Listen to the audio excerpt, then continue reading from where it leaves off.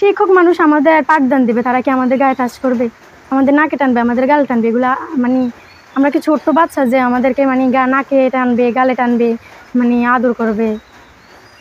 না, আমার কাছে খুবই মানে লজ্জাজনক এবং মানসিকভাবে পীড়াদায়ক।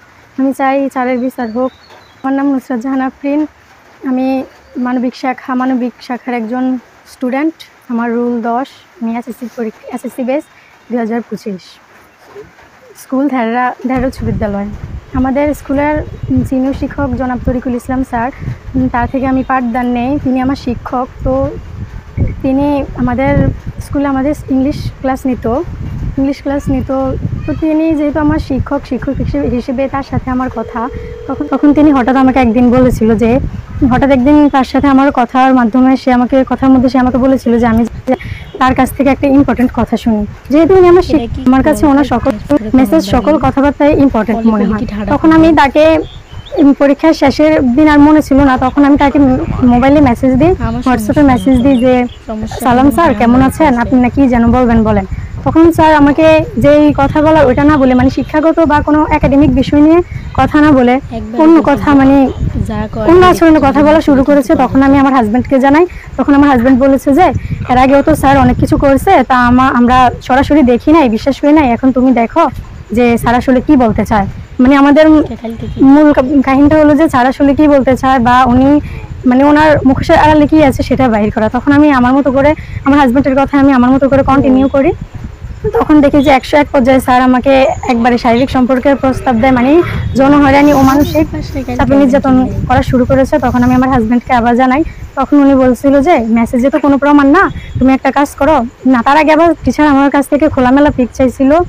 মানে ওনার উদ্দেশ্য ছিল যদি আমি এটা দিতাম তাহলে তো আমাকে ব্ল্যাকমেল করতো। ব্ল্যাকমেল করার পর উনি হয়তো আমাকে এগুলো দেখিয়ে মানে নার্ভাস করে আমার থেকে সুযোগ নেওয়ার চেষ্টা করতো। তাই আমি আর দেই নাই। পর আমি আমার হাজব্যান্ডের কথা অনুযায়ী মানে তার সাথে বলছিল যে আমি যদি কলে যাই আরেকটা ফোন দিয়ে রেকর্ড করতে, যেহেতু স্ক্রিন রেকর্ডে কথা শোনা যাবে না বা স্যারের ভয়েস শোনা যাবে না, তখন আমি আরেকটা ফোন দিয়ে ভিডিও করে প্রমাণ রাখি, তার মেসেজের স্ক্রিনশট, তার প্রমাণ সহকারে আমি এই প্রশাসনের কাছে বিচার চাই। এর আগে তিনি যা করেছে তা শুধু শুনতাম, কিন্তু এখন তো নিজের সাথে হয়েছে। এখন আর টিচারকে টিচার মনে হয় না যে উনি আমাদের পাঠদান দেন, উনি আমাদের শিক্ষক। আমি ওনাকে এক পর্যায়ে অনেক ঘৃণা করি, কারণ আমি তাকে বাবার মতো দেখতাম, কিন্তু সে আমাকে কি করলো।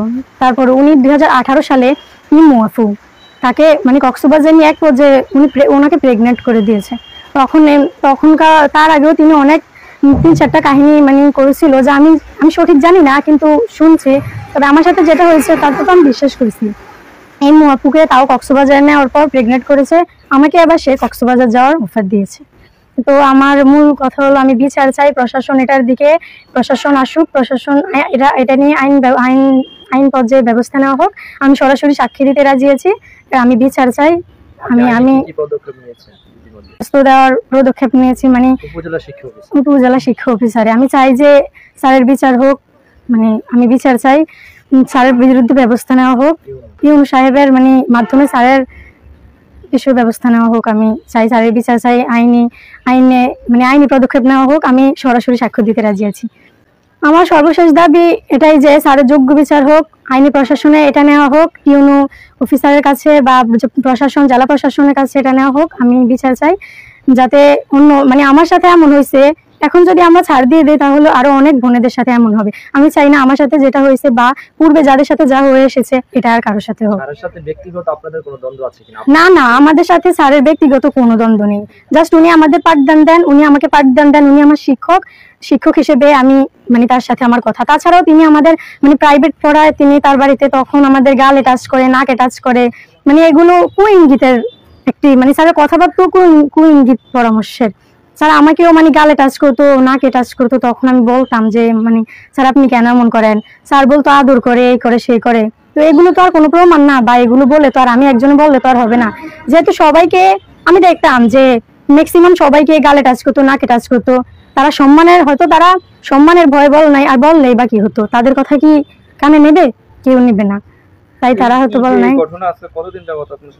মানে আমি এই ঘটনাটা বেশি দিন হবে না, প্রায় 10-12 দিন। আমি ঈদের 3-4 দিন আগে মানে তারিখ মেসেজে সবকিছুই আছে, তারিখ, সময়, মানে যতক্ষণ আমি স্যারকে মেসেজ দিয়েছি সব কিছুই আছে, প্রমাণ সহকারে আমি এই অভিযোগ দিয়েছি। অর্থাৎ এই আপনার সাথে চিটিং কি স্কুল বন্ধকালীন সময়ে? হ্যাঁ, স্কুল বন্ধকালীন সময় আমার সাথে তিনি মানে আমি মেসেজ দিছিলাম যে আসসালামু আলাইকুম স্যার, আপনি নাকি বলবেন বলেন, তখন তিনি মানে এসব বলে। আর আমি আমার হাজবেন্ডকে জানাই, উনি কি কাকে কাকে জানিয়েছে বা কি করছে সেটা আমি জানি না, শুধু আমি আমার হাজবেন্ড যেভাবে বলছে আমি সেভাবেই প্রমাণ রাখছি, সেভাবেই মানে করছি।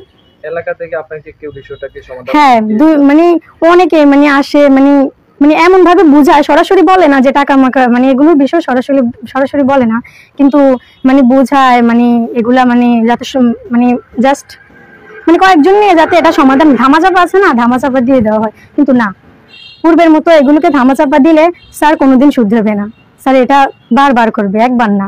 যেহেতু এটা কি ধরনের ধামাচাপা দেওয়ার চেষ্টা হয়েছিল? মানে সে বলছিল যে মানে আমাকে ভয় দেখাইছে উল্টা, যে আমি কেন করছি, আমি কেন স্যারকে ব্লক করি নাই, মানে আমি কেন স্যারের সাথে কথা বলছি। আমি বলছি যে শোনেন, আমি যদি ব্লক করে দিতাম তাহলে তো স্যারের আসল রহস্যটা জানতাম না।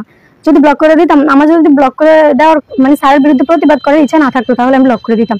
তখন উনি আমাকে শরীয়তের কাছে নিয়ে যাচ্ছে যে তাহলে উনি আমার সাথে বিবাহ দিবে, এই করবে সেই করবে। তখন আমি বলছি যে মানে ওনারা আমাকে এসব ভয় দেখাইতে ছিল। তখন আমি কিছু বলি না, আমি বলছি আমি ঘর থেকে একবার বাইরে হয়ে গেছি, পরে আবার আইসা বলছি যে আপনারা যান, এখানে মানে আমার জান যাক বা আমার জীবন যাক তাতে আমার সমস্যা নেই, আমি আর বিচার চাই, আমি এটা এভাবে শেষ করে দিব না, জাস্ট ধামাচাপার মতো আমি এটাকে মানে শেষ করে দিব। যে প্রাইভেট পড়ায় ছেলে মেয়ে যে একসাথে না আলাদা? একসাথে, বেঞ্চ আলাদা আর কি, মানে ছেলে মেয়ে একসাথে পড়ায় তো বেঞ্চে বসে তো আর কি।